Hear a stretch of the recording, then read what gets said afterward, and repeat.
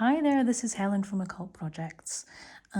Today I'm going to be unboxing and taking a first look at the New Chapter Tarot. So the New Chapter Tarot is by author Catherine Beggs, and this was published by liminal11.com, and I purchased this directly from their website. They recently had a sale, so I took the chance to get a couple of decks. I also purchased the Seed and Sickle Oracle, which I'll be reviewing in another video. But for this one, let's take first look at the New Chapter Tarot. So first of all, I'm just going to carefully open this.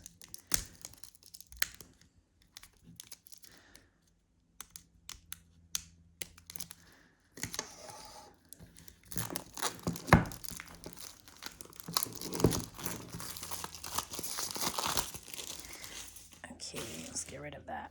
So as we can see, the recommended retail price is $21.99 in the UK, but because I purchased this half price, I got a fantastic bargain. I'm very excited about this deck. So let's see, how do we open this? All right, so it's got a little magnet here. That's quite satisfying. And very nice. So this is a very sturdy storage box, which is really nice. Okay, pop that to one side. And NC for New Chapter.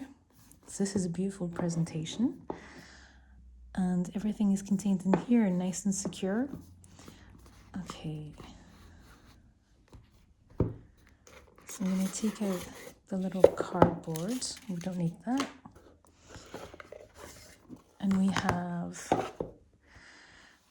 the deck and an instructional guide. And this is very high quality. So obviously, if you've bought tarot decks before, you know that a lot of them come with a little white booklet, and it's just it's all the same paper. Like it's not bound or anything. It would just be stapled.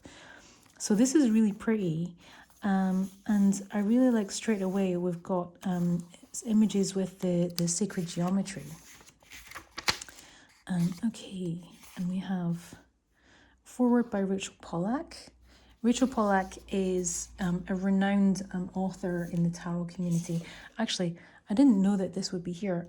Just nearby, I have a famous book by Rachel Pollack, 78 Degrees of Wisdom. If you're new to tarot, or actually even if you're experienced in tarot and you don't have this book, I highly recommend it. I've been reading tarot for a very long time, and I actually purchased this recently, and I still find it a very wonderful resource. Really, really interesting to use. So this is really encouraging that we've got the foreword by Rachel Pollack. Okay. I'm not going to read through it, but yeah, we've got some beautiful artwork in there. And of course, there we go, yeah. Author of 78 Degrees of Wisdom, co-creator of the Raziel Tarot. So I love the beautiful artwork that's included in this book. And there's small images of each card within each section. Oh. Okay, departing Scotland. Okay, so Catherine Briggs, I don't know too much about Catherine Briggs, but it looks like she, maybe she's Scottish or she's lived in Scotland. So we have upright meanings and reverse meanings, and different options in the reverse meanings, which is good. And one page is dedicated for each of the major arcana, and then when we move on to the minor arcana, it's much shorter. It's just a paragraph and just looking at the upright meanings. Okay, I love this inclusion of the imagery. So I would definitely I would keep this book, like, as part of like a presentation, you know, like maybe on my tarot kind of altar, like where I keep all my books and my tarot decks. This is not a booklet that I would just shove back in the box and forget about. Okay, so we have some information on reading the cards, some spread examples, 4-card spread, Hecate at the crossroads. Love it. I don't know this spread actually, so I'm definitely going to try these out. Balanced life. I think it doesn't matter what stage you're at in your tarot career, you can always learn new spreads, you can always appreciate new ways of reading the cards. And it can bring such interesting like illumination to your readings, and you can really deepen your understanding of the cards when you look at different ways of questioning them. Crossing the threshold. This spread is something of a ritual intended as communication with a chosen guide as you prepare to cross a personal threshold. Beautiful. I love this. And some lovely artwork. I'm a big fan of sacred geometry, and this was, I think, my main attraction to this deck when I saw some photos of the cards. It was the sacred geometry aspect that really won me over. So a lot of the more modern cards, I don't know, sometimes I feel like they don't really do anything for me, but this one really looks like the author knows her stuff. So we're going to go, let's separate out the different cards. So here we've got the Major Arcana, the Wands, the Cups, and the Swords and the Discs. So straight away, it's definitely good quality cardstock. It's not shiny like with some decks, you know, where they're shiny and slippery.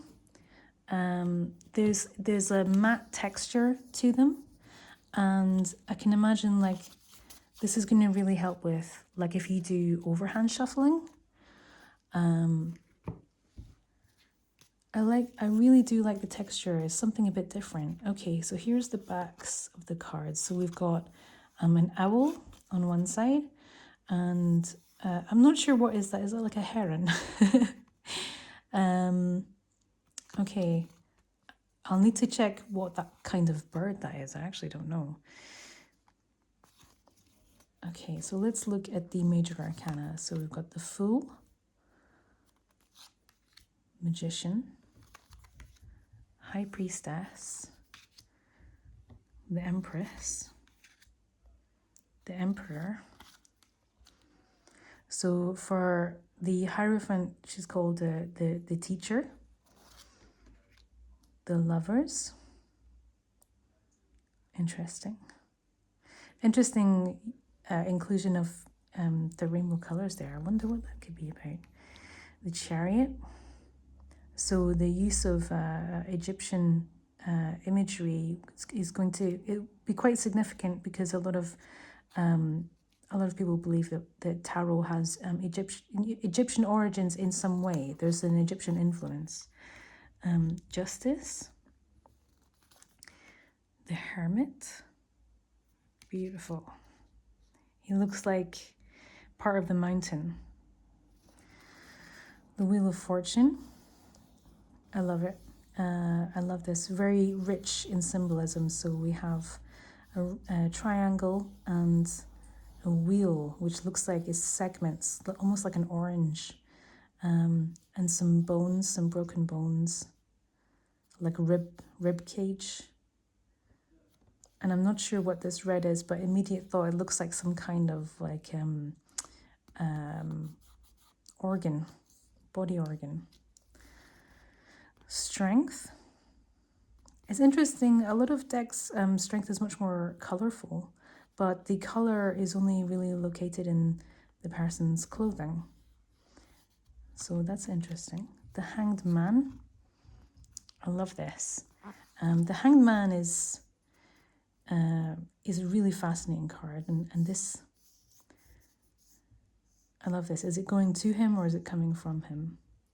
And he has, you can see here, he has a blindfold and a closed eye. Death. This looks like stained glass. Very dramatic imagery. But then there's this light, this is a halo. Temperance. That's very interesting. So we have the angel wings, that's symbolism. And some two-headed creature with wings around the heads, looking in different directions. Okay, so I've just noticed there's some astrological symbolism. So this looks like, I'm not too sure, but it looks a little bit like Mercury, symbol of Mercury, which is not what I would have associated with temperance. I might have that wrong. I'll need to check. The devil. Oh, I thought the hand was making a different symbol there. Okay, so this is very interesting. One hand tied behind his back. Looks like he's tied to a post. And some kind of, looks like a crescent moon. And the feet are very different here. Okay, that's interesting. Some of the colors in this, it makes me think of like a lot of occult art. And like if you've ever seen The Holy Mountain by Alejandro Jodorowsky, I might have mispronounced his name, then there's a bit where the kind of main character is walking through a room that's like painted in a rainbow, and this kind of made me think of that. Like he walks into this, looks like a black hole, and there's then he's this bright, colourful room, and at the end is Jodorowsky's character. The tower. That's very interesting. So we have a structure here, and then what is this? This looks like a road, or is it another structure?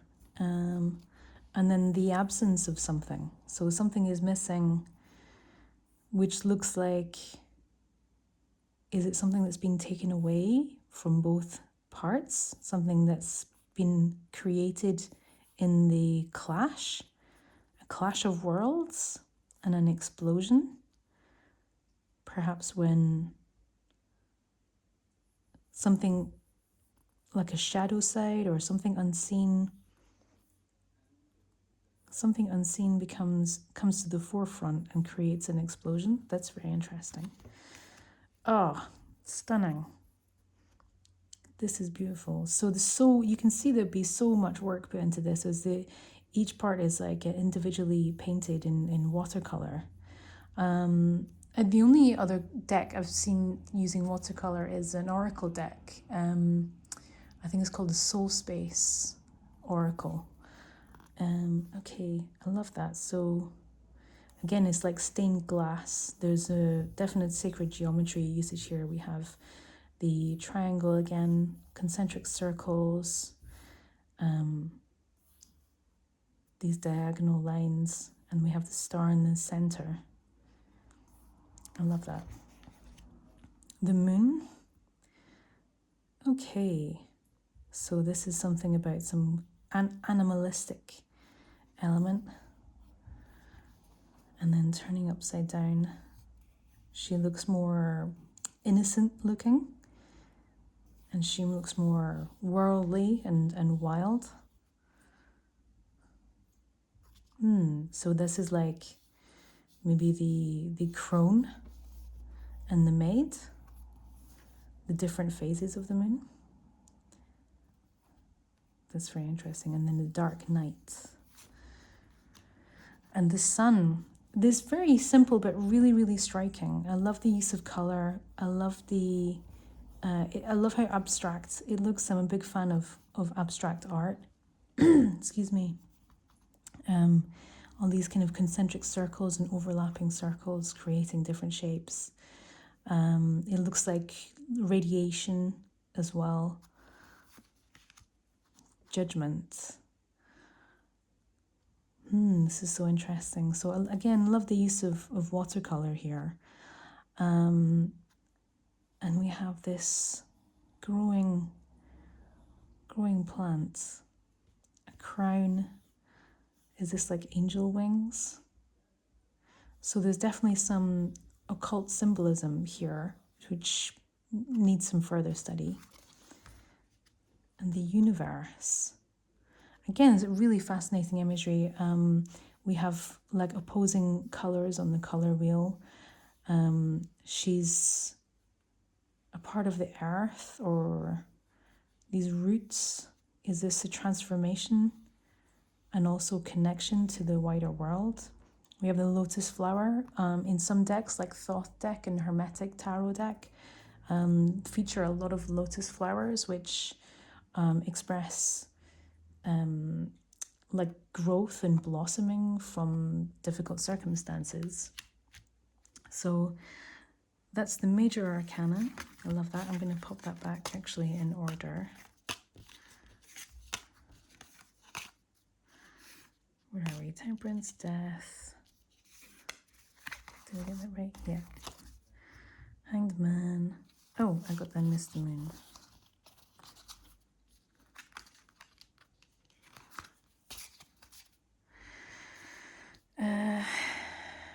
Where is 11? So that's 9. Oh, so it's made strength 11. Okay. Wheel of Fortune, Hermit, Justice, Chariot, Lovers, the Teacher,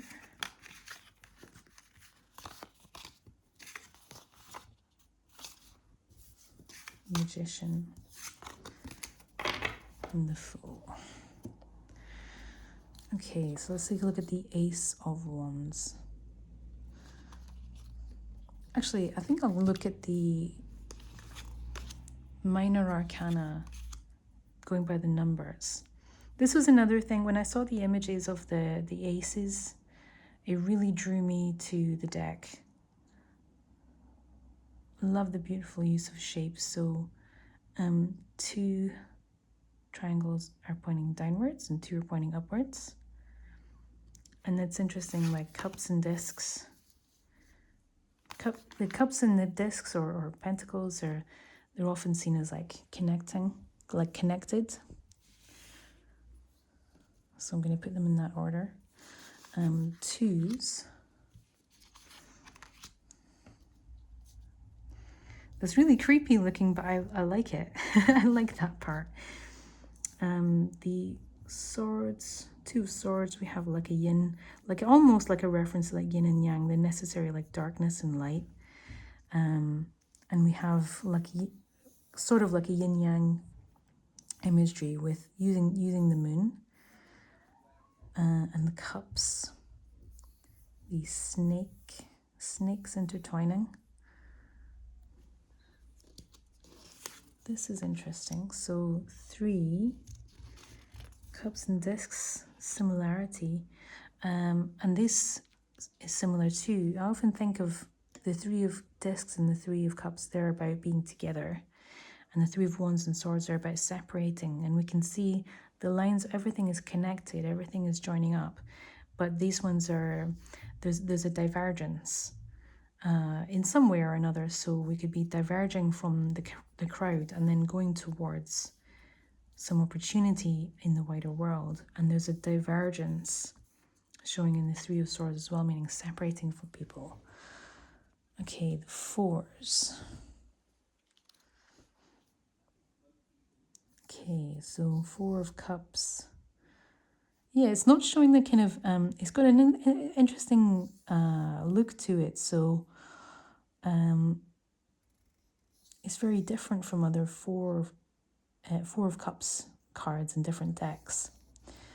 The 4 of discs. So these are slightly more abstract imagery. I love this. So here we have the sacred geometry as well. This looks like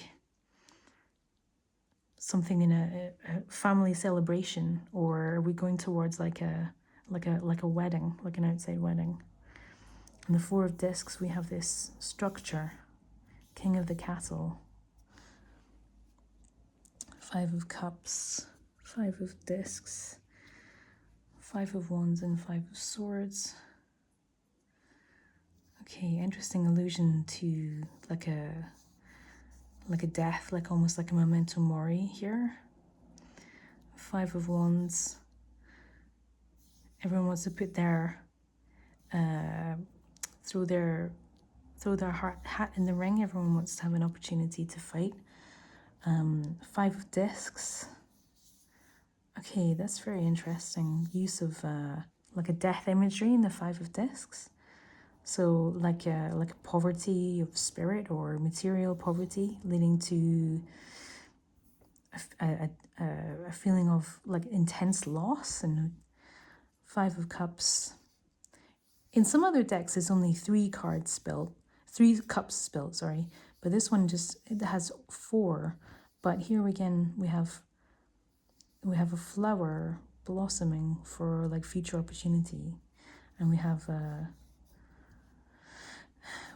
five-pointed star. Discs, cups, wands, and swords. It's so cute. Okay, any tarot with a cat it gets a point from me. Six of Cups. It's very interesting imagery. So this looks like, it makes me think of a seagull, but I'm gonna have to look into that further. The daisy chain, showing a kind of that nostalgia element. Six of Discs. I love how the cat is just sitting on the flower. That's such a cat thing to do. Six of Wands. This looks like, this makes me think of like the Tree of Life, Kabbalah. So these are like the Sephiroth. And the Six of Swords. It's much more stark imagery compared to other decks, which would show like moving towards a more peaceful period. So death of the unicorn. So it looks like this. My favorite kind of tarot are the kind that have a different take on the cards, and you're really getting that from this deck. So it's going to really deepen my understanding of these cards, and that's really what I'm after every time. Okay, I love this. So interesting. Some underground, and there's something about a constellation. Okay. Seven of Swords. So this looks like some tragic play, like some betrayal, like Julius Caesar. That makes me think of. Seven of Wands. It's like a tattoo, so some kind of like warrior tattoo. Okay, eights. Okay, beautiful imagery with Eight of Cups. It's the end of the day. It's the end of something. We're sailing off from a difficult rocky harbor, not something that's been comfortable. Okay. Eight of Wands, yeah, very fitting symbolism. So this one is often associated with Mercury and Sagittarius, about fast communication. So we have the Mercury element here with the sort of the wings, and the Eight of Swords. So feels like he's really trapped. It's much tighter than in a lot of other imagery in other decks. Okay, the number nines. That's so beautiful. So this is showing the cups are like emptying upwards, it looks like, or are they going up and then filling this cup coming down? And there'll be some purpose to the way that these are split as well. So it's a mental state, this a sense of accomplishment. So we have some astrological symbolism here. Nine of Discs. Here we go. She's harvesting. enjoying the bountiful harvest that she's created. Nine of Wands. Looks like there's some danger on the either side, some animals. She's looking to the side. Okay, I'm done here. I want to be finished. Nine of Swords, swirling thoughts. Looks very painful. And the Tens. The rainbow of the 10, very, very nice. So the circle showing completion, completion, completion. So there's the completion symbolism that we get with the 10s. The Princess of Cups, Princess of Discs, Princess of Wands, and Princess of Swords. So I like that they're using the princess. I think that's a lot more common with contemporary tarot compared to page, because we can associate with like a princess. But you know, what is a page? What is a page in our culture? And this is a man. It certainly looks like a man to me. So showing that, yeah, although it's got the word princess, it's not necessarily the gender. So, okay. So we have, and it's split equally, Princess of Wands and Princess of Swords. And the Knight, so same idea again. Two female knights, two male knights. I like that. That's a nice balance. But the queens are all women.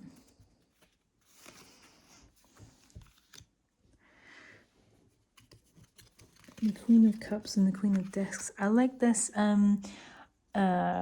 very kind of inclusive imagery, and it's what you would expect for something like the Queen of Cups and the Queen of Discs. These are meant to be like very nurturing, kind of earthy women, emotional women who are wanting to take care of those around them, wanting to enjoy also the good things in life, you know, that they have built and that they are responsible for. So absolutely we would have curvy, beautiful curvy women who are not afraid to show it off.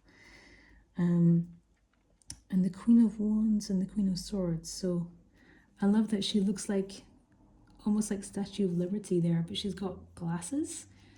Again, I like that. So representing the glasses wearers. Oh, okay. There's some extra cards. I didn't know that. And the King.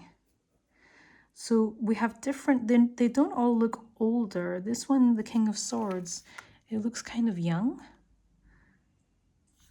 And we have different ethnicities in all of the court cards as well, which is really nice. The King of Discs. So this reminds me of, isn't that,